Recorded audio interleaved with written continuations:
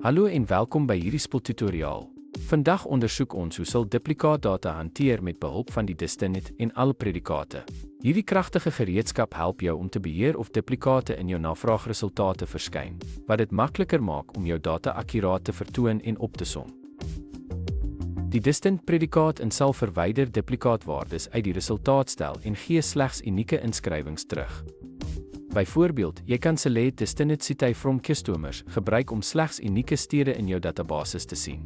Distinct is veral nuttig om unieke waardes in 'n kolom te identifiseer, soos verskillende stede of produkname. Die al predikaat sal gee alle waardes terug, insluitend duplikate. Dit is eintlik die standaard gedrag en sal as geen predikaat gespesifiseer word nie. Byvoorbeeld, select al City from Customers sal elke stad in die tabel wys, insluitend herhaalde inskrywings. Al is nuttig wanneer jy elke rekord wil oorweeg, nie net unieke waardes nie. Om af te sluit, Distinct en al gee jou presiese beheer oor die teenwoordigheid van duplikaatwaardes in jou stilresultate.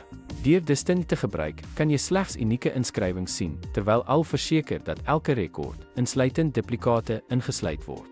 Deur hierdie predikate te bemeester, kan jy jou data meer effektief analiseer en rapporteer.